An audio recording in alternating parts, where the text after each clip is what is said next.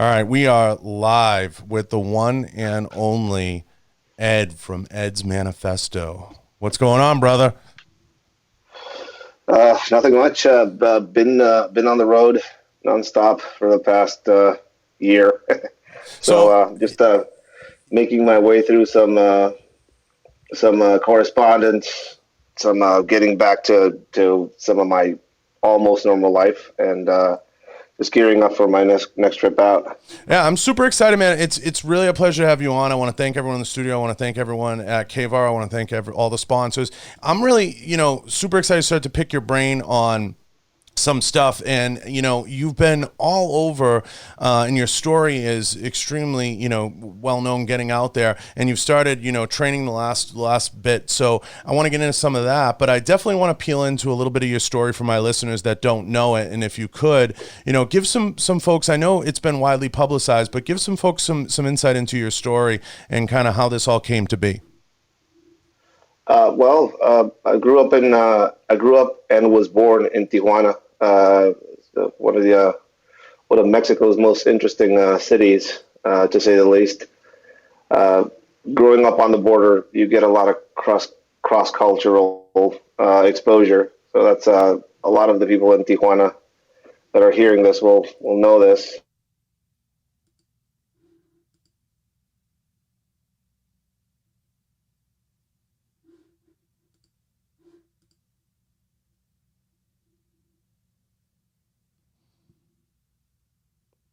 You there?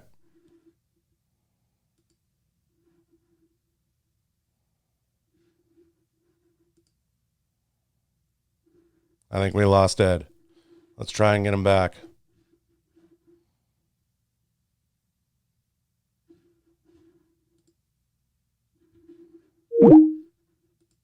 Let's try and get him back.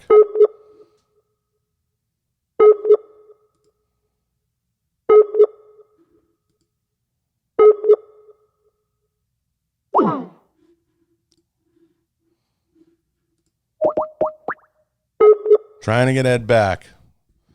Bear with us. Connection gets a little rough.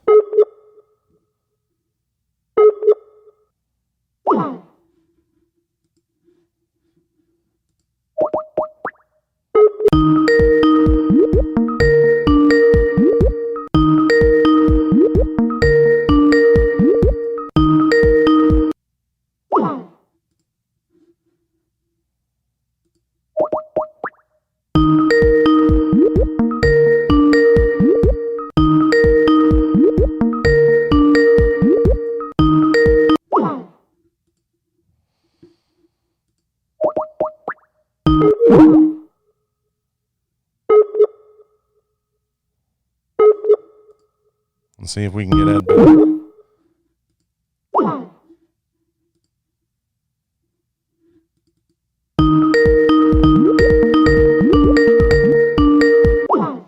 Did I get you back? Sorry, we lost you for a second. Yeah, I think the fact that you're using video on my end is going to it kind of slows things down I for think some I reason. killed that. Yeah, so I think we're good. We should be good now. Yeah, let's do just audio, I think. Yeah. So sorry about that, guys, but we're back. Ed, you left off at Tijuana. So you grew up in Tijuana. Yeah, I grew up in Tijuana, crazy border town. A lot of legends around Tijuana. All of them are probably true. uh, Very rowdy place to kind of grow up in. I got to see kind of the first starts of the drug war in Tijuana as I was growing up. Teenage years were pretty happening in the city. Uh, Made my way to medical school. That was what I wanted to do with my life. Did 2 years of medical school, and around that time, 9/11 happened, and it kind of changed the course of a lot of things for a lot of people. On my end, it put the economy in the toilet here in the border town that I was growing up in, and I couldn't afford to stay on and study medicine, so I had to look for options. One of those options was was found in a police in a news article where they were looking for young men willing to take part in this new experimental police force. what I thought was going to be more of an analyst investigation type job. I went to the academy and it was militarized training. Got my hair shaved off, marched around in the sun, and it was not what I was expecting.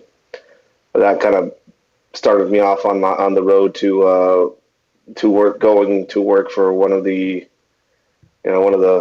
more interesting and bigger operations groups that were going to be utilized at the start of the drug war. The official start of the drug war in northern Mexico. I did that for 12 years.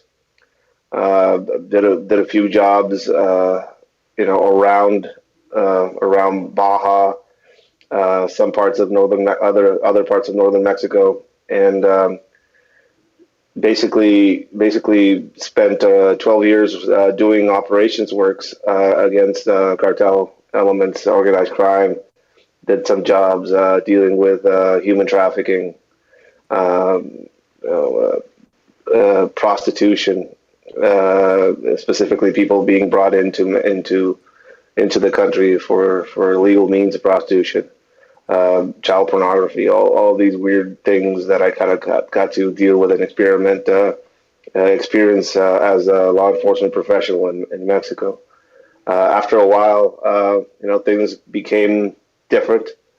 Every 6 years, the politics change in Mexico, and all of the successes we had as a group were kind of put to the side, and all the safety measures that they had for us, like going through polygraph exams, getting our backgrounds checked, all that stuff kind of went away, and all the new leadership that was put in place was all kind of cartel influenced. So I took the hint, threw in the towel, and left the job. And luckily, I've been kind of building myself up as an instructor internationally. But at that point, and I basically just put all my bets in that. And I've been training people across the country and in Mexico as well ever since, from federal agencies to SF groups to Doctors Without Border type organizations to civilians all across the country that are just worried about their safety. That's what I've been doing. It's crazy. It's an amazing story when you read it and hear about it. And I know it's been widely publicized, and you probably get sick of telling it, but I mean, it's an amazing swing to go from medical school and then into the type of training that you endured. And a lot of folks know on my show, I've had Pat McNamara on, I've had multiple trainers, Ray Cashcare, multiple guys in that world. What makes what you've been through so unique, and take me through a little bit of what it's like to be under the cartels? Well, I think I too have friends friends and acquaintances, and some of them are actually I consider them brothers, that went through special forces training and selection and went through their own conflicts in the Middle East and other places. I always get a kick out of seeing what they endured as far as training, and work. Kind of, I can't compare, right? There's no way of comparing anything. But the lack of means is one of the things that I think kind of differentiates some of the experiences I had. It's a third world country in a lot of ways, and the things like going into a shoot house training scenario without glasses or hearing protection, because the instructor there says that is what real training is, and having hearing loss in one of my ears as a product of it, not knowing what MREs were, because we used to just carry around tuna cans or see what we could find in the environment to kind of feed ourselves. The proliferation of corruption at all levels, from high to low, not being able to trust the local police forces in some of the areas that we worked in, and not being able to trust some of the other groups that were in our own organization and some of the individuals working for it. Wow. The corruption was rampant. There was a guy that I used to work with at the start, older guy. He was probably there 5 years before I got there. And he would always make it a point to say, that to trust no one, basically. And one time we found somewhere in the vicinity of $3 million in a car crossing the border from San Diego into Otay.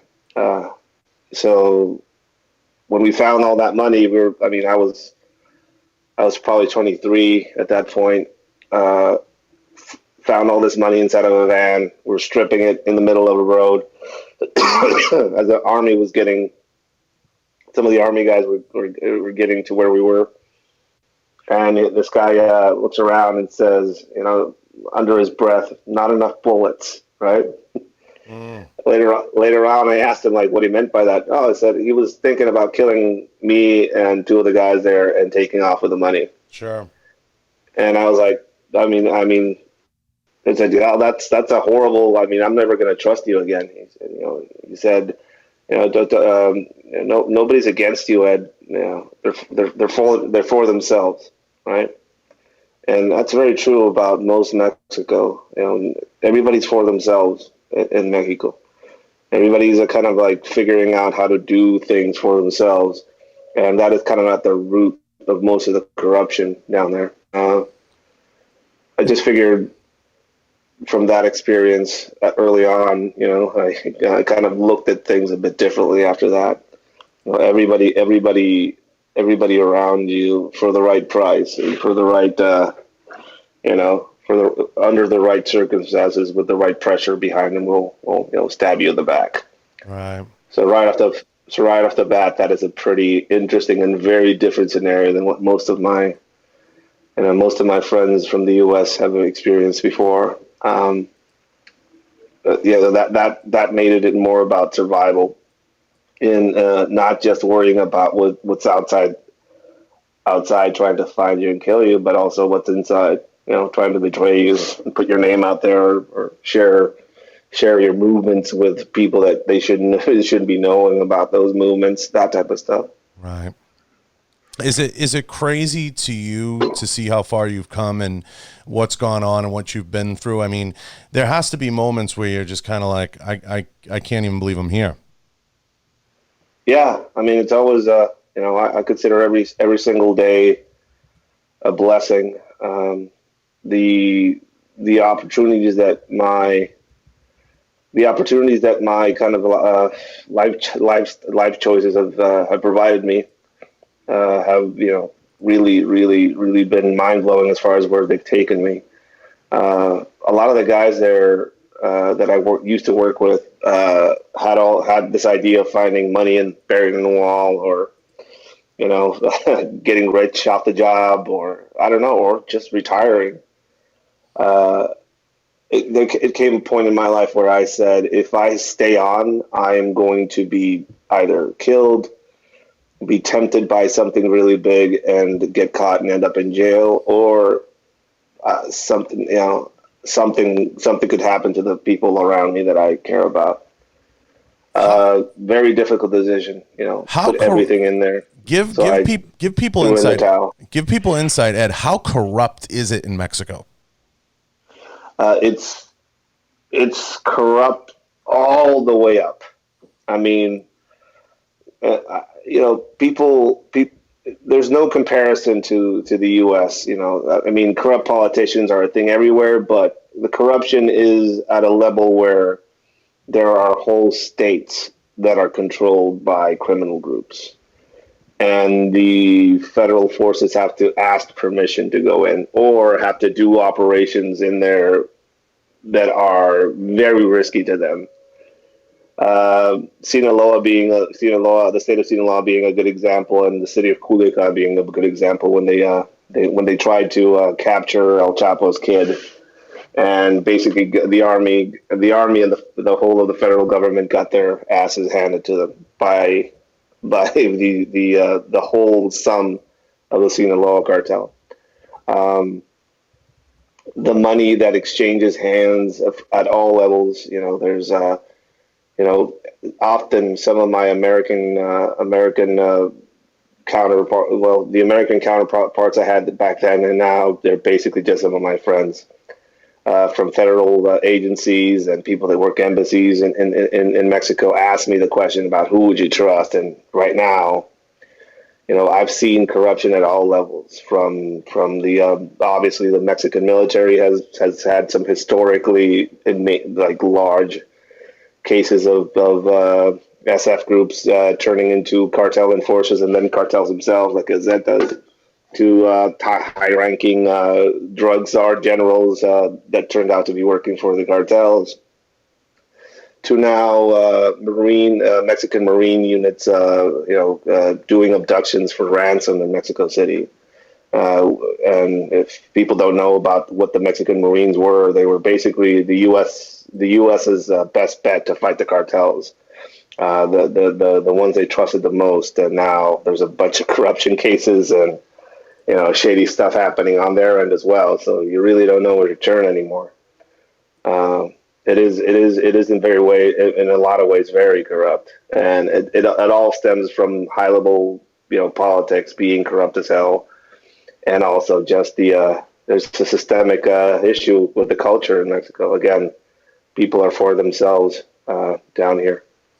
Yeah, it's kind of insane, but to give people perspective, I always like to have you give the insight. It's amazing to me because I read your story and you literally say you're handed a Glock, one spare magazine, no holster, nothing, and you're sent out into the field. Is that true? Yeah. So just the so nobody realistically you realize that not even the people that are paid to care, right? So. And there's some exceptions, and I'll go into one of those exceptions in a bit. But when I graduated my basic training, and it was very basic. When I say it was mostly them treating us like human dog shit, just like dog shit, complete. Let's see if we could break you so you can leave here, type training.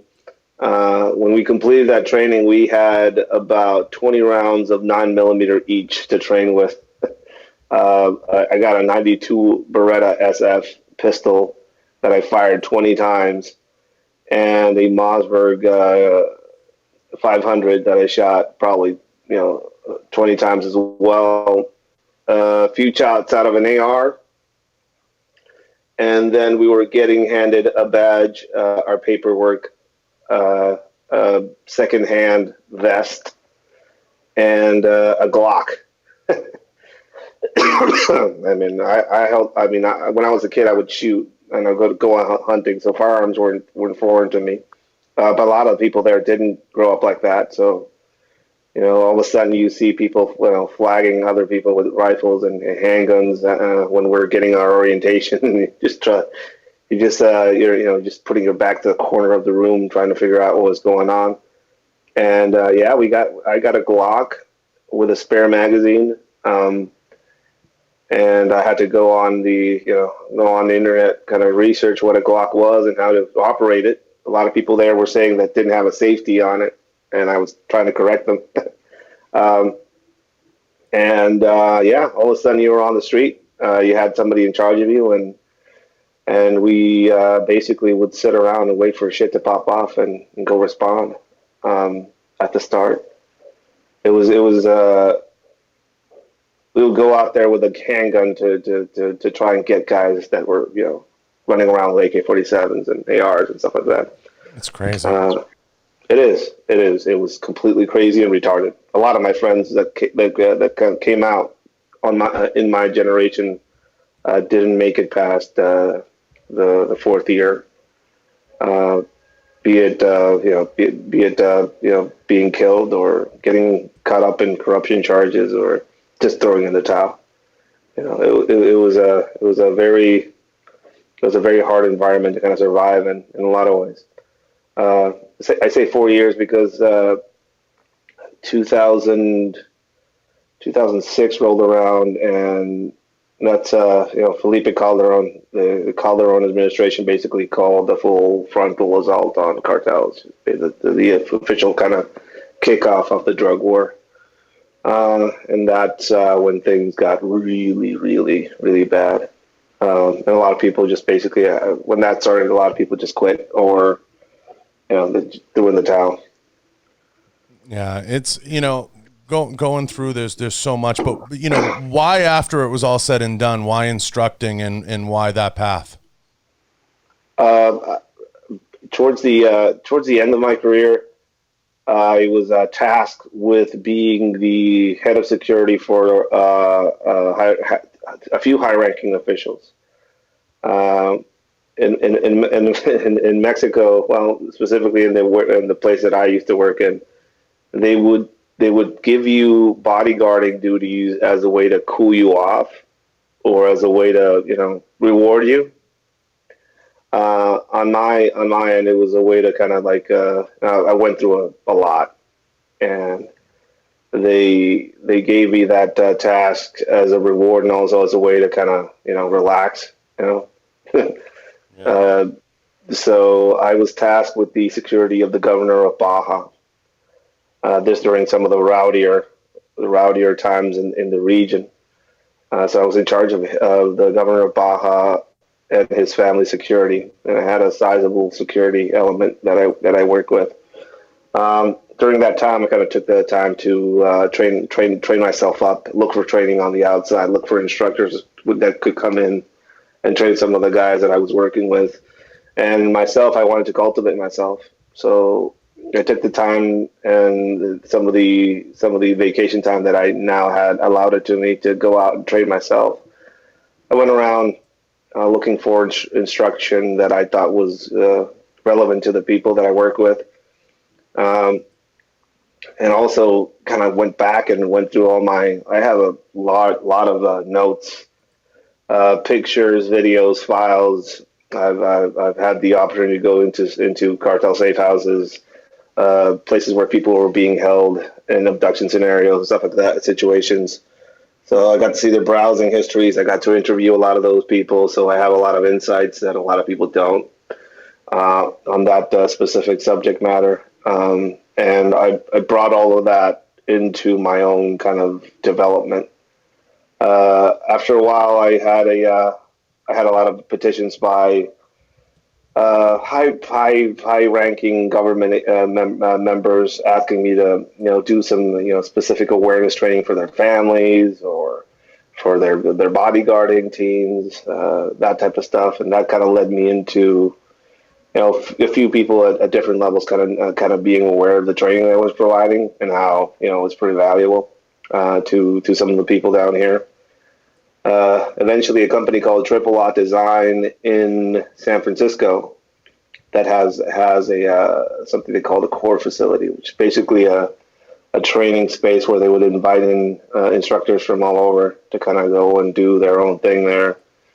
Got in contact with me, and that was the first U.S. based class that I did, and a lot of people there owned their own companies, worked for specific agencies and stuff like that. So that basically spread the word about what I was doing and what I was showing, and opened up a lot of doors for me.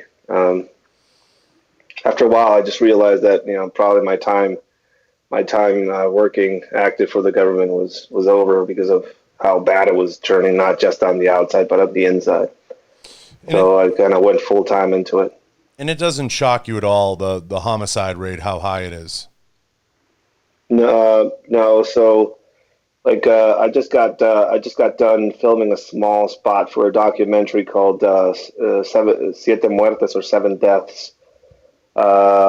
It's a documentary on how Tijuana, the city of Tijuana, is basically resurging as one of the most violent cities in the world, and how it hadn't been on that list for almost 8 years. I was part of the efforts to get Tijuana off that list. And one of the reasons why we had large successes back then was because we were basically given carta blanca, as they call it, a white card to do whatever we had to do to clean out all of these groups from the city.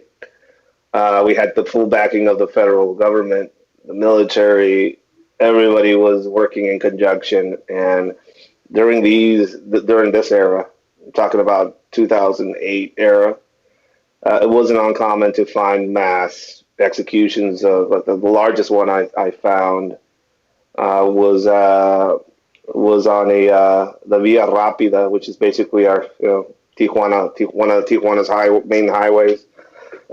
We found about 19 kids, no older than 20, no younger than 16, tied and executed on the side of the road.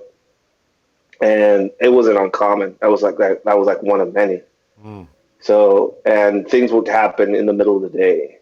Like in the middle of the day, you would see a 4, 5, 6 strong vehicle convoy with AK-47s and everything like that, just rolling down the street. Nobody would do anything. Things change. We put fear back into them. They kind of reverted back into being a bit more discreet, and some of these elements kind of got out of the city, and a lot of the businessmen that fled the city because the violence came back. Tijuana right now is thriving. You could see it just by the skyline. There's a bunch of towers going up right now. But with that, and with the lack of effort by both federal, state, and municipal governments as far as dealing with the cartels, the current federal administration has a policy of abrazos no balazos, which means hugs, not bullets. So basically, they're going to let the cartels do whatever they want as long as they don't interfere with their public policy, is what kind of the current mentality is as far as federal forces. So that's why you're seeing Tijuana being back on the top most violent city list on the planet. And I think we were beat out by Guanajuato, which is now the most violent state in the country. And it's a sign, the 2019 was the most bloody year in recorded history in Mexico. And it has something to do with the current administration being a leftist, permissive administration that is not, it's basically just wants to throw in the white flag as soon as they start the administration as far as dealing with some of these problems. So basically, they just went in there and they said, "You know what? We're not going to even acknowledge this as a fight or a problem. We're just going to work through it." Listening to you talk about how bloody and violent it is, to give people perspective, because it's better in your words. How violent and horrible are some of the homicides and the crimes, especially as it pertains to the glamorization of human trafficking and how people have depicted that in movies. I try to explain to people, when people grab you, they're not grabbing you to, feed you steak dinner. They're grabbing you to take you and murder you and rape you. And can you explain to folks just how horrific it is? Yeah. One thing that people kind of have to, I'm going to tell you 2 stories, and at the end, I'm going to tell you where these things happened. One story involves a guy that was doing incredibly well financially, moved into one of the major cities in Mexico, and just made a lot of money. He moved with his family for safety. Didn't tell anybody where he was going, and federal agents showed up at his door, dragged him outside, put him in a van, and then he was dissolved in acid within a few weeks, even after his family paid for his release. Another story involves somebody knocking on your door and telling you your daughters look pretty, and all of them are armed, and they take your daughter and they say they're going to bring her back. And to this day, that was about 10 years ago, to this day, the mother and the father have signed in a picture of their daughter, and they're still looking for her. And they, city to city type thing. Both of these things are horrific. The interesting thing is the first story actually happened in San Diego, California. cartel guys dressed up as ICE agents went to San Diego, California, and dragged this man outside of his house, a man that was fleeing cartel violence, and dragged him back down to Mexico. It's a case, notorious case, where the gang that did it was called Los Palillos, which I think a few of them have been caught and prosecuted.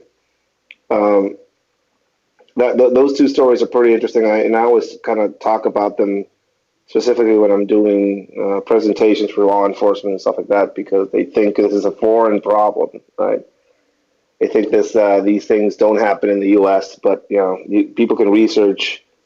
There's been a few cases of sheriffs and deputies being executed by cartel forces in the U.S. If people care to look, abductions for ransom are a thing in the U.S. as well.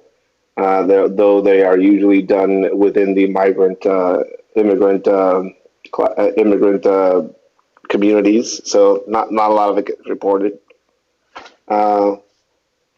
It's insane that in some parts of the country it's pretty safe. It's pretty kind of separate from that violence. And in other parts of it, it's everyday violence. People will step over a body. Kids will help wash off the blood off a sidewalk. And whole towns won't have a single military-aged individual male in them. Just a bunch of old women and girls, basically, because a whole generation was wiped out with cartel violence, or a rival cartel went in there and just didn't want to take their chances with any males being there, so they made them disappear. Mass graves get discovered all the time, more so than Kosovo. More so than some of the recent conflicts out there that get more airtime in the news. It is such a violent, bloody, and horrific situation in some places, and people are just numb to it and accustomed to it, which is another very bad and horrific thing. Do you advise people that are considering getting in the drug game in Southern California, maybe Arizona, Texas, and they get tied up in these cartels, but they don't know what they're getting into at, you know what I mean? And do you ever come across folks and you're like, you have to explain to them just how bad it really is? Yeah. I mean, everybody's invincible. Right. That's what I'm getting at, mindset. Or we live in a day and age when people are going to grow up watching Narcos on Netflix, are going to grow up watching El Chapo series on Netflix, and they view it as a glorified glamorization, yeah. But I would advise all these people to then go off and look at some of the victims. It's one of the problems I have with Hollywood and some of the depictions that they've been putting forth. There's absolutely no narrative out there as far as the public eye goes, or popular culture goes, about some of the victims, about some of the horrific shit that some of these pieces of shit human beings do, and affect, kill, rape, murder, make disappear people out there of all sorts and types that have absolutely nothing to do with the drug war, and because they're horrible human beings.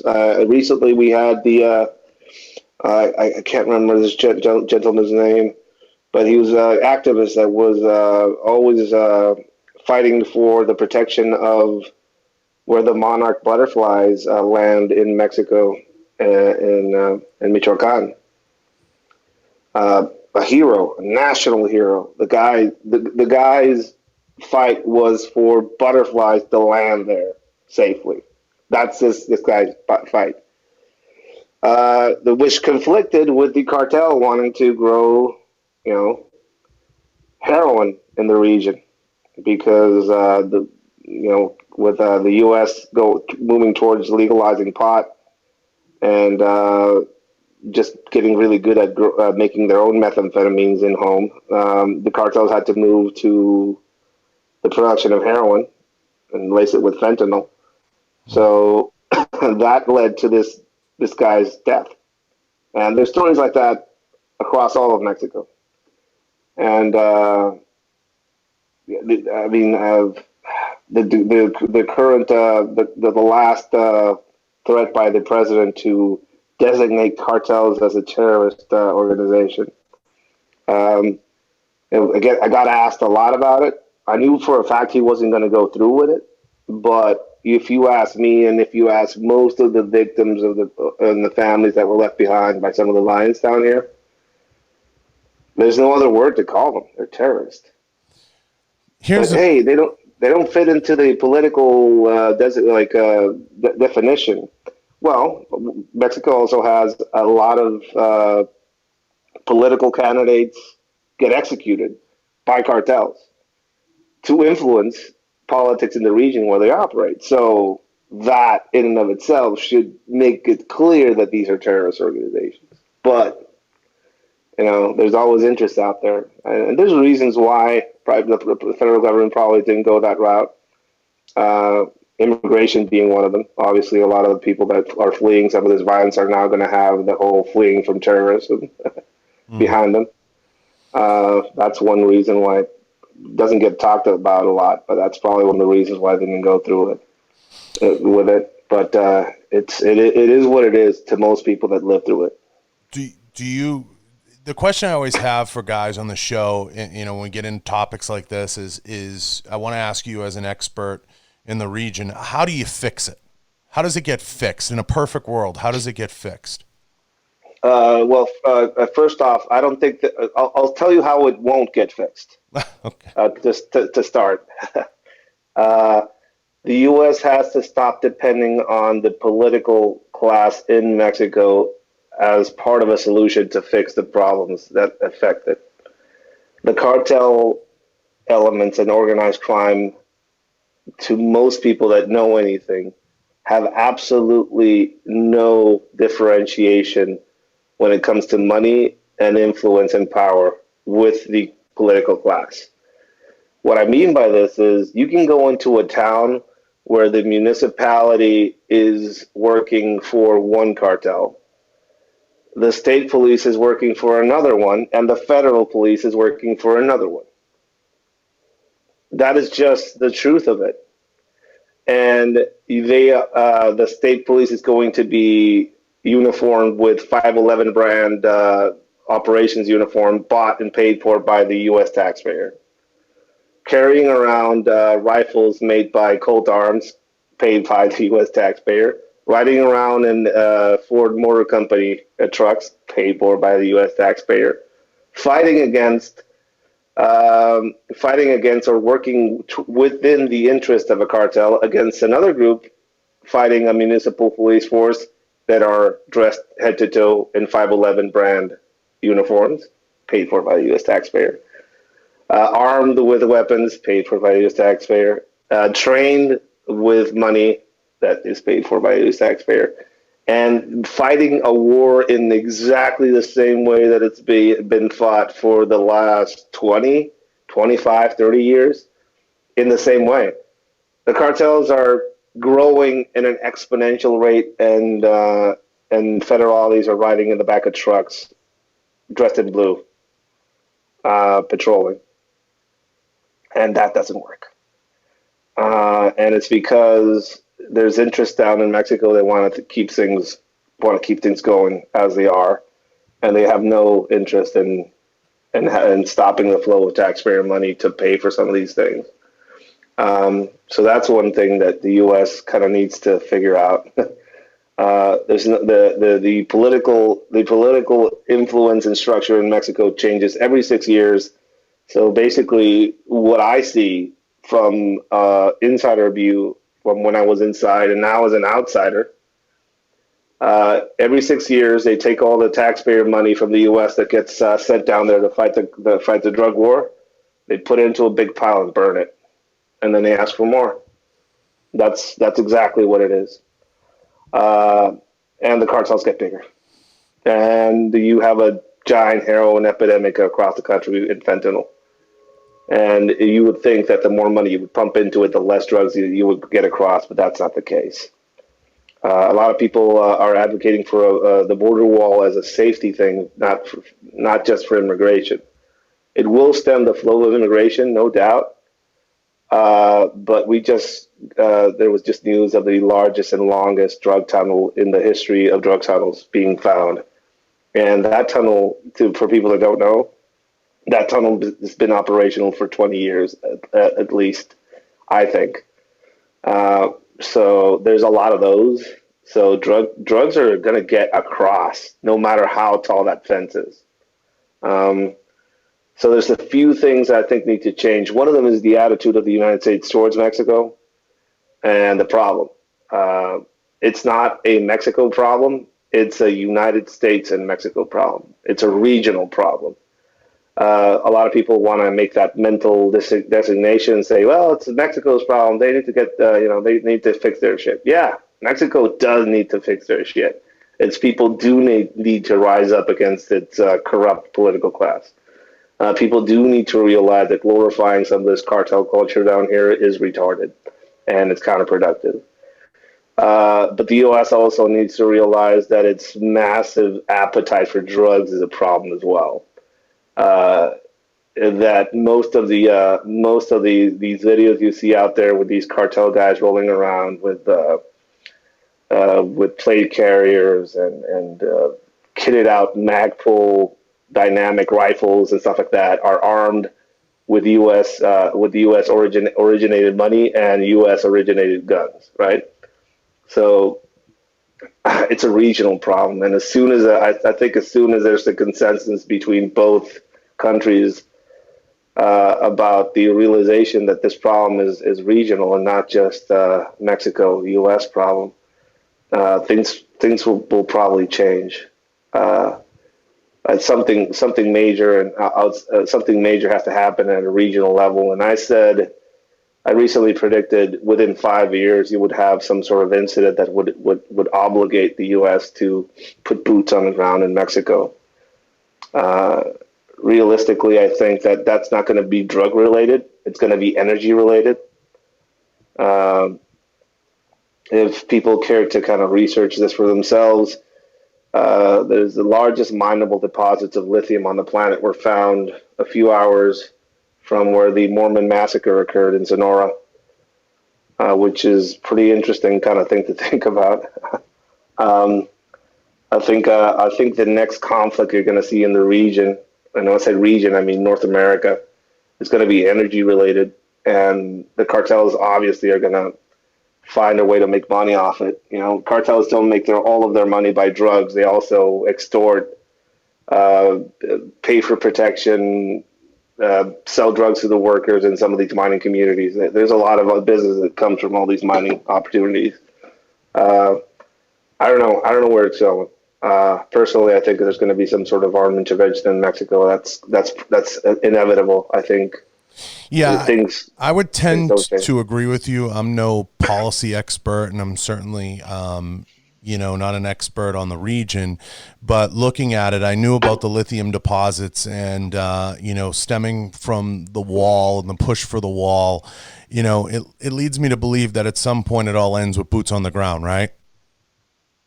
Yeah.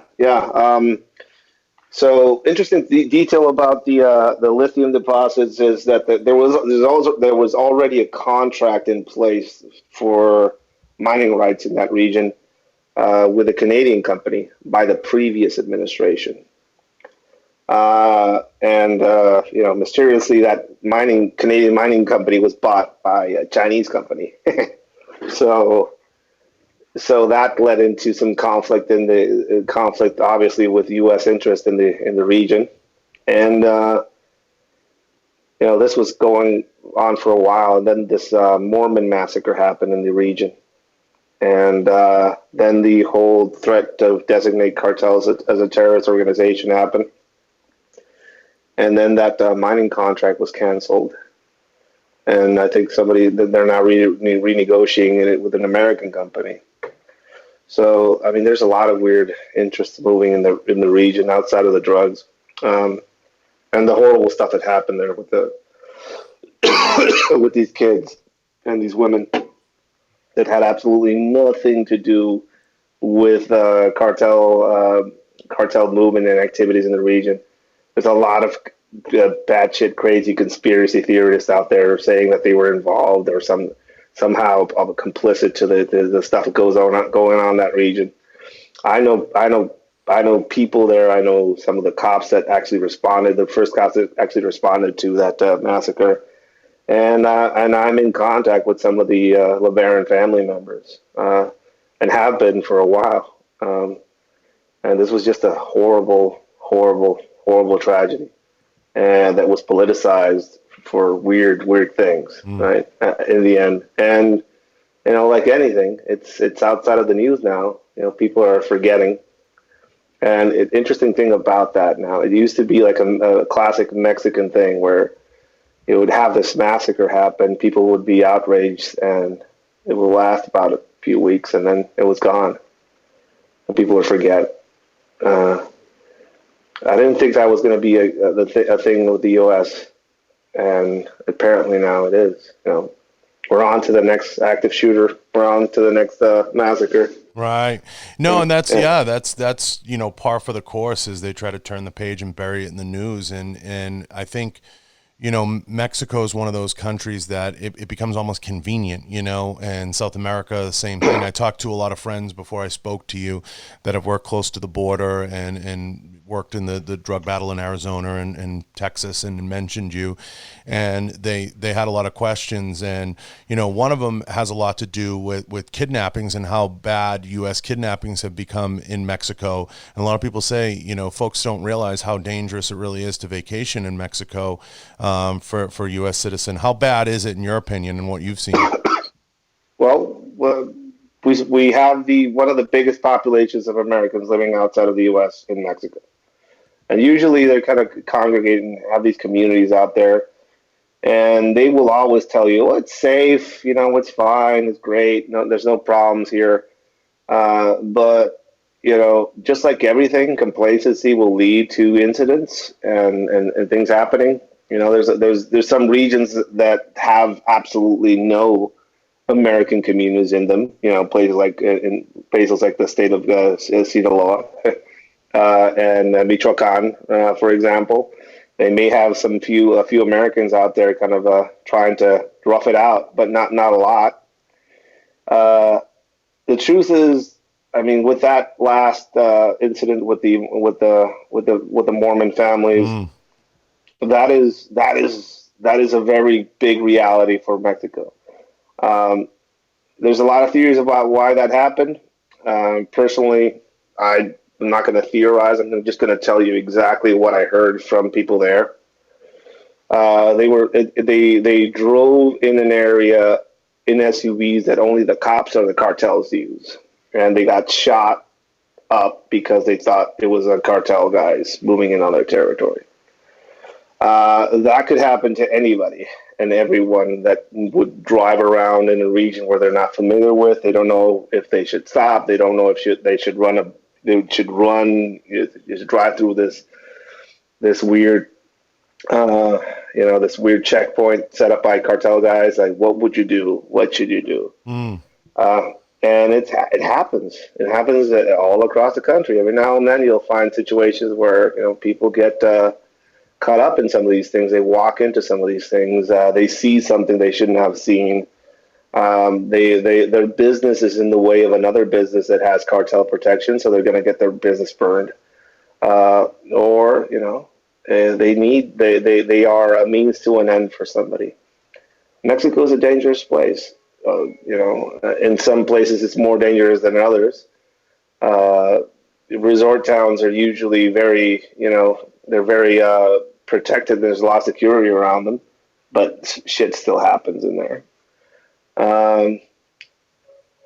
I would advise anybody that tries to, make it down to Mexico to really do their homework before they travel, to really kind of think about the risks involved with traveling, not just to the destination place they're going, but the actual route to there. People say, well, this city's pretty safe. Yeah, but you have to drive through these other cities that are horribly unsafe. Uh, so I tell people to do their research before they travel. Speaking from a Mexican, I mean, I was born in Mexico, and I will not go to a few states and cities myself. And I get a kick out of Americans traveling there and saying it's fine. Well, it's fine until it's not fine. There's certain risk involved with going anywhere, but there's some places out there that I wouldn't even go to. I get a kick out of some of these people that, they take these vacations and they'll head down to, whether it's Cancun, obviously being a famous one, but they'll also go down to Cabo or wherever. And I'm like, I wait for the day that, a cartel or somebody trying to raise cash goes and kidnaps one of these, wealthy, white women or men and holds them hostage. And then what? Yeah, and another thing is that you might be targeted not because they're going to pay out for you. You might be targeted because your truck is something they need for to build a technical in one of these regions. Like you might be targeted because your daughter's pretty, which is something that has happened. So it's, again, people are like, I know who would want me as an American. Who would want me? Like, I don't have any money. I'm driving around in this leased truck down here. They don't give a shit. They don't give a shit. You're going to be just somebody that is a means to an end, and you're going to have something they want, and it may be something you can't give them. So why? So why take the risk? I get a lot of flack and a lot of shit from people from Mexico and even from Americans that have absolutely no clue of what happens in Mexico, but still they have an opinion. That I paint Mexico in a negative manner, or that I'm not helping the tourism industry. Well, I wasn't a tourist agent when I was working. Yeah. I got to see the worst parts of Mexico, probably, and the worst things that happen in Mexico. And I also focused on stuff that I don't see portrayed in the media. I don't see portrayed in some of these books that are out there that talk about cartel activities written by people that never lived here, just went through here or talked to a few people here. I lived it. I lived it, slept, ate, and went through it myself. And when I talk about some of these things, I don't talk just about the negative. I experience the negative, and it's what I think is of value and not being talked about. That's why I focus on it. Mexico is such a ticking time bomb of an epic scale that I think it needs to have a bit more attention by people out there, and it will affect you directly in your pocket, in your grocery stores, and it may be in your backyard eventually. So it's a pretty good idea to pay attention to it now. I want to ask you before we get to the training and where everyone can find you. How does it end, in your opinion? What's the timeline? How does it play out? Personally, I think it's going to be going to revert itself into. It already is. I mean, if I tell you, hey, if you go to LA, just be careful because sometimes the sheriff, the LA County Sheriff's Office gets into shootouts with the LAPD, and then the U.S. Marshals show up and they shoot out with them and also cartels. If I were to tell you that, you would tell me, well, it sounds like a civil war, right? That's a civil war, isn't it? Sounds like it me. Yeah, well, that's exactly what happens all over Mexico, and nobody calls it a civil war. It's a weird normalized status quo type war, but it's a civil war. I think the end game is going to be a foreign entity of some sort, maybe China. I don't know, another country, who knows, is going to take advantage of basically the large pile of gas canisters that we have here, in the middle of the country, basically, to set up match off and just watch a regional conflict like you've never seen before in the area. If the U.S. doesn't do anything to stabilize the region, we've already had cases of Chinese illegal mining going on in southern Mexico. Nobody talks about that a lot, but it's true. We already had cases of Russian money and influence in the country as well, and now we have a leftist president in Mexico, so that is hosting other leftist dictators that were kicked out of office, like Evo Morales, in the country. So I think Mexico is a prime. It's prime for it to be utilized by external forces as a means or a pressure button against the U.S. How do I see it play out? I'd say boots on the ground within the next 5 years, if not a bit more, but within my lifetime at least. And you see Syria.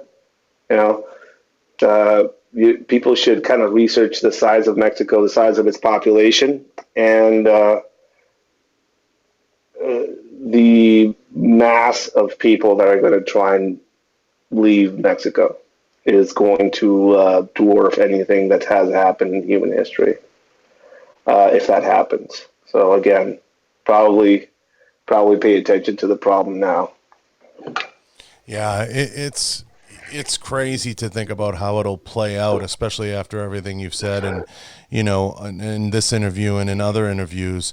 And I'm more than happy to have you share these stories and excited, because I think awareness is the first step, right? Getting the word out and letting people know, what you've seen, what you've been through, and really tell your story, right? And put it out there. And that's what you've been doing. And now you've gotten into the training, which is a space, I'm overly familiar with in my world, coming from the shooting world, and seeing you, begin to create, a training, group. It's exciting for you to kind of press into that space. And I really hope you're advising folks, not just, on the range, but also, in different capacities, and advising them, and really, getting into the law enforcement agencies that are on the border and letting them know what you've seen and what you've done. Yeah, I've done work for Homeland Security. I've trained some BORTAC guys, some Border Patrol scouts, FBI guys, U.S. Marshals, you name it. I've shared some of the stuff that I know with a lot of these people.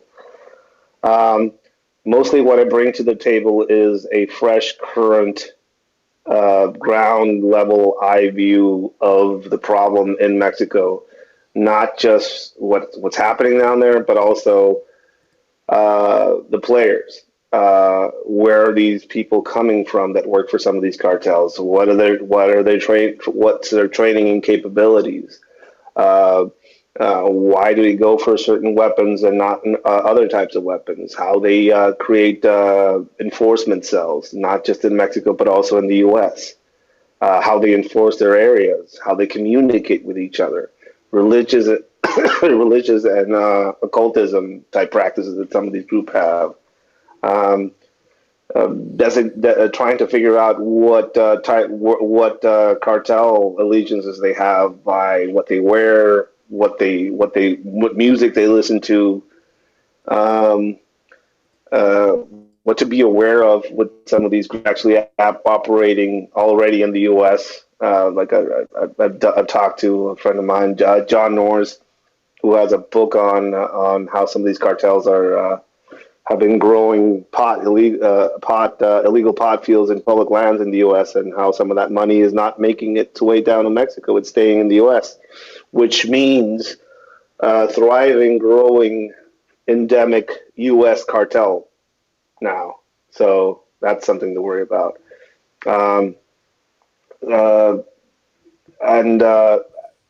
just the experiences that I had down there, and how I dealt with being worried about being abducted, and how to work against the restraints, and how to always be armed, even if you're not allowed to, not supposed to be armed, how you can arm yourself with most things out there, how to pack a backpack for 72 hours of being on the run in an urban environment, that type of stuff.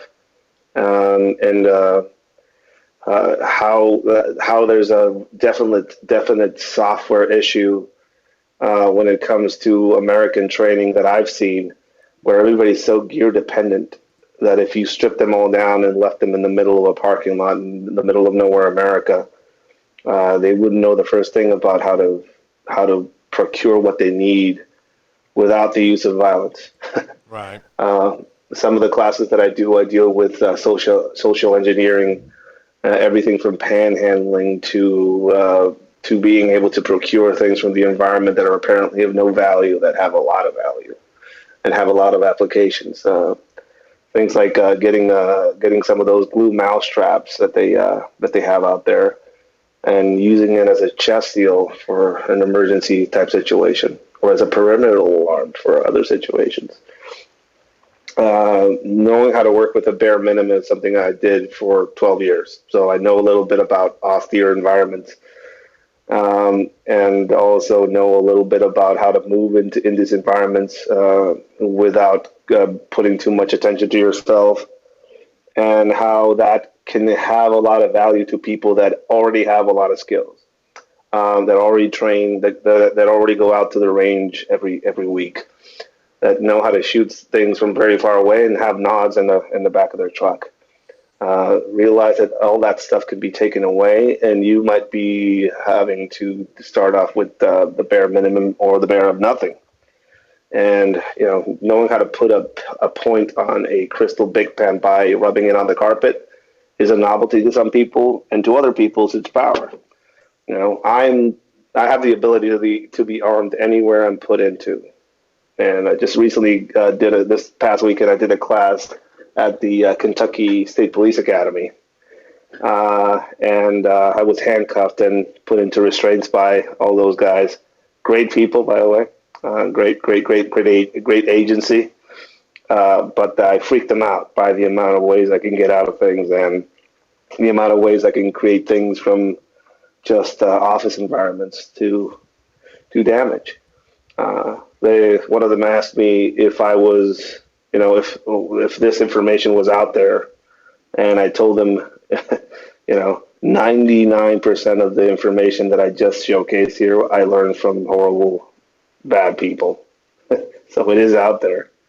The only weird thing is that I kind of learned all of this, and the only anomalous thing is that I'm showing it to you, so you can be aware of it, know how to do it yourself, and know how to identify when somebody's trying to do this against you. Right. So that's kind of what I focus on. You touched on one of the big ones for me, which is the rise of U.S. cartels. And that's one of the things I feared. Being in the firearms and defense industry, there were a lot of people the last couple of years going around forming security companies and, to protect, obviously, marijuana fields, legal marijuana grows. And that's one of the things I said, we marching towards something very dangerous here that maybe the government doesn't fully understand. And that's one of the things that I've kind of quietly kept my eye on as a little bit of a fear. And I do, I'd be crazy not to ask you. I want you to touch on how real and how dangerous that could become. Any activity, that deals with vice will usually bring out certain elements into the forefront. You have to think about it this way. The people that are heading up some of these U.S.-based cartels now are the children of 80s era, early 90s era cartel guys that worked in Mexico, that know how to move money, that know how to move people, that know how to hide criminal activity within legitimate activity. These guys have schooling of the highest degree. I know America and Americans are in love with The Sopranos, and they like to think about mob era stuff and kissing the rings and everything like that. These guys will take a belt sander to their skin to remove any tattoos that could give them up to U.S. law enforcement as being part of any criminal group. Because they're aware of this, and they have the standing order where no tattoos are allowed anymore. These guys know how to weaponize social media. These guys are into cryptocurrency. These guys have built and operated their own cell phone networks throughout Mexico. These guys see the border as a wall, and they can go under it, over it, fly to Canada, and walk down into it. Or they just can go via boat or weird-ass cartel submarine across. So, and their kids were born in the U.S. So these guys are not going to be guys running around with a cowboy hat, pointy boots, cartel stuff on their neck. They're U.S.-born, U.S. passport-holding individuals that have the means to enforce their rule through physical force and violence. They have the economic know-how to have property, to invest in companies, to have people working for them within the United States, and any opportunity they see, they will seize on it. Opportunities right now are in places like California are to grow illegal weed and sell it. So that's something they go into. One of the things that they go into that not a lot of people are aware of are vehicle parts. So they go into vehicle parts and stolen vehicle parts that they move them throughout the country and even internationally. People trafficking is another money-making opportunity. And it's not just cartels in Mexico sending people over. It's cartels that are based in the United States catching these people when they cross and making all of the money they can off them by holding them and charging their U.S.-based family members cash for ransoms, to sending them to places where they get paid for the basically the labor, in some of these cases slave labor. Or if they see anybody pretty or young, they get sold off into other sexual type activities. This is a thing. This happens in the U.S. underneath all of our noses, and it's a growing thing, and it's been growing exponentially since the 80s in the U.S. And again, most Americans will tell you when you say cartels, they will envision somebody out there in the hills in Mexico with an gold-plated AK-47, but they won't envision, somebody making money off real estate in Vegas, or somebody extorting money off property owners in Chicago for protection. They won't envision, people and kids and women being moved around the country for sexual purposes and making a shit ton of money off that as well. And all of them are, it's a U.S.-based problem now as well. Yeah, I mean, it's crazy, and it's only, like you said, it's marching towards something. Let everybody know where they can find you and how anyone can get in touch with you for training. I know you'll be training up in my old neck of the woods, Massachusetts. I grew up in Boston, so I was excited to see that. But let everybody know where they can find you and how they get in touch. My main social media platform right now is Instagram. I'm shadow banned for a lot of reasons, so they have to kind of look. If you're going to look for me, you have to type in the whole name. It's at Ed's Manifesto on Instagram. I'm also on Facebook, Ed's Manifesto on Facebook. Website is edsmanifesto.com. I have a mailing list there, so you can keep track of anything I put out through there. I also write for a few magazines, Skill Set Magazine and Recoil Magazine as well. I put out articles all the time through them. And if you're interested in any training, my calendar is posted up on my website and on my Instagram account. Every week I kind of update it. I'm going to be at the Emerson Knives training facility this coming weekend. It's the same gym that Royce Gracie trains out of. We're going to be doing a class dealing with weaponry both being defensive against it, which is going to be headed up by my good friend and I consider him a mentor, Ernest Emerson. And I'm going to go into the criminal aspect of how people make things and hide them and how they want to use them against you.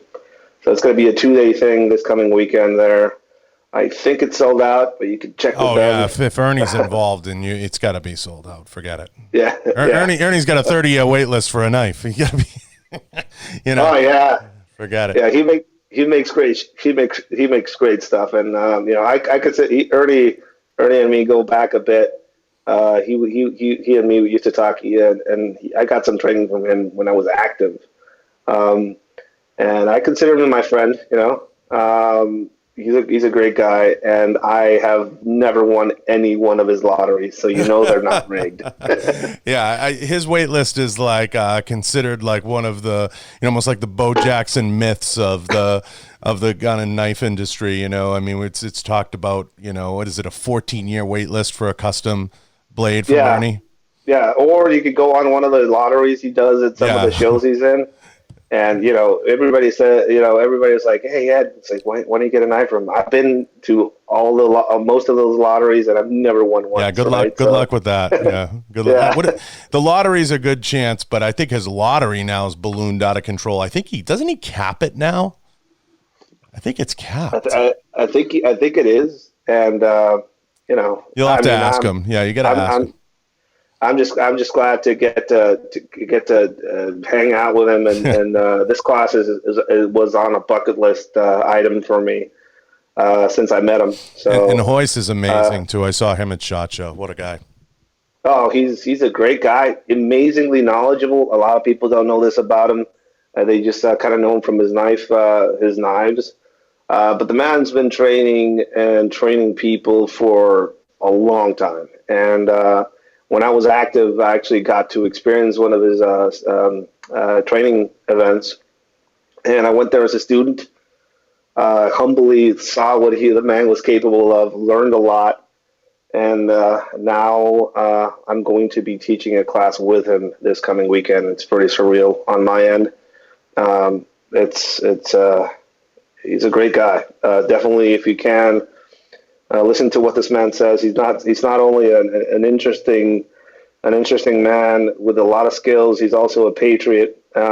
He's also a man that's been very influential as far as what my worldview is, and he's been kind of really teaching me how to earn being an American. So definitely, if you guys are out there, check him out. Yeah, he's amazing, and I'm looking forward to hearing feedback on that. And Ed, you're always welcome on here. I love getting this out into the community. It's really amazing work, and I could spend 10 hours talking to you and sharing stories. It's amazing. I try to keep it in an hour, and we went about an hour and 15.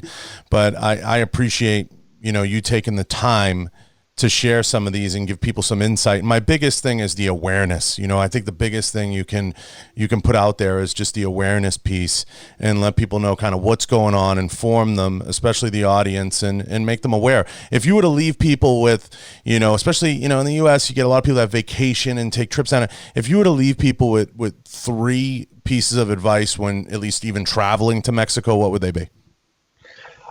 If you've never experienced the act of bribery or bribing somebody, probably read up on it or come to one of my classes. I'll tell you how to bribe authority figures outside of the country, of course. If it's a foreign concept to you and you can't wrap your mind out of around paying a police officer for a ticket on site instead of having him drag you back to the police commissioner's office, probably stay out of Mexico. That's number 1. Number 2, not being able to and not being allowed to are 2 completely different things. Ed, what are the knife legalities in Mexico? Is it legal to carry around a pocket knife? Well, I'll tell you this. In Mexico, if you run over somebody and there's no family to cry over his body, and you get charged with manslaughter, if you have $5,000 with you, you can probably get out of it within 24 hours. This is just purely bribery. So you have to think about your question about the legality of a pocket knife in a place where you can get out of killing somebody for $5,000. And finally, be polite, smile, try and realize that you have eyes on you as soon as you cross that border. Don't carry or use or ride in anything that is of value to anybody else. Trucks, specifically King Cab 4x4 trucks, are prized by cartel groups out there because they want to use them for their wars. It's not worth traveling through some of these places, so do your homework. Carry cash if you can, concealed and hidden. Travel with a prepaid debit card just for traveling. Don't travel with your cell phone. Buy a cell phone specifically for travel and don't keep a lot of pictures or private information on it. Have common sense and be armed. I'm not talking about a firearm. I'm not talking about a rock. I'm not talking about nunchucks, a sword. I'm talking about knowledge and foresight and preparation. The worst planning will always be better than the best improvisation. So, just spend a few hours before you travel with your family, set up some security protocols, have medical management equipment with you, know how to use it, get some training, and if it's worth it for you guys, enjoy. Well, that's great advice, and I hope people take it, and I hope people listen. Ed, I can't thank you enough. It's been, amazing having you on and getting you to share with the audience. You're always welcome back here, and use my platform anyway, to share stories. I really appreciate it. Well, I really appreciate the invite and the ability to talk to people out there.